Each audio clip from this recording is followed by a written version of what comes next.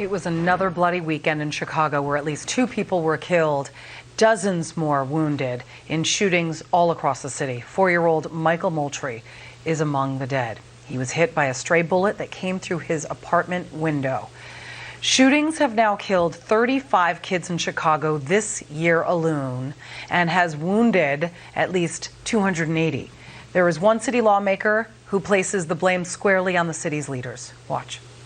With the current crop of leadership, no, they are not. They are too busy coddling criminals and enabling bad behavior. Lori Lightfoot, Kim Foxx, neither one of them want to hold criminals accountable out of fear that it's going to somehow be racist to hold people accountable for their actions. What they are doing in the meantime is ignoring the victims in every community who are being savagely targeted by these individuals who are committed to repeating these crimes over and over again. Every day in Chicago. Jason Rantz is host of the Jason Rantz Show on KTTH Radio in Seattle.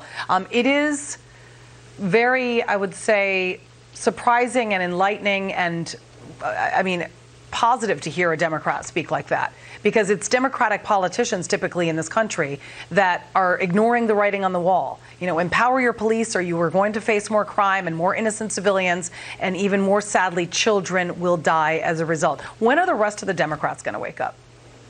Well, that's a good question. I think they'll wake up when the voters demand that they wake up. And unfortunately, it takes a lot of voters, a lot of members of the community to speak up in unison to push back, because for the most part, people don't really put pressure on these politicians who are in charge. A lot of folks are just too scared of some of the activists in the community. Speaking of which, where is BLM Chicago in all of this? I mean, not only was this 4-year-old kid shot and killed, he is African American.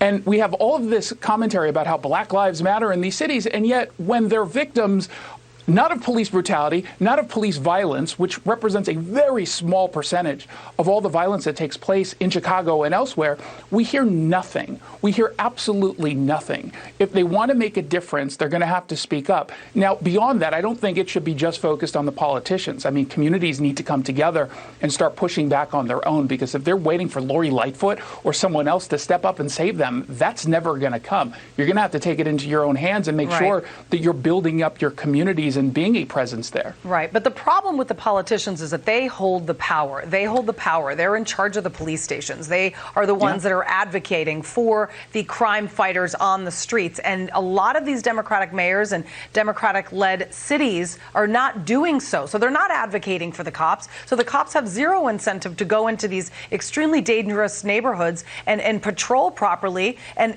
God only knows, I'm sure that whoever held the weapon that took the life of that innocent, sweet 4-year-old boy probably thought, nothing's going to happen. There's no repercussions. Yeah. They don't care. I can go out and do whatever I want. And the same is happening here in New York City. Yeah, politicians are emboldening these criminals. The criminals pay attention. They realize that they don't get arrested because of a lack of proactive policing, because we've defunded police departments. When they are arrested, they know they're going to get in front of a prosecutor and a judge who will just let them go without any kind of bail. We've been pretending now, the Democratic Party is pretending that the criminal justice system is racist. It's a system of oppression and it needs to be dismantled. I'm sorry, number one, no, because if the system were racist, guess what? We wouldn't just be letting everybody, regardless of skin color, frankly, out of jail without any sort of repercussions.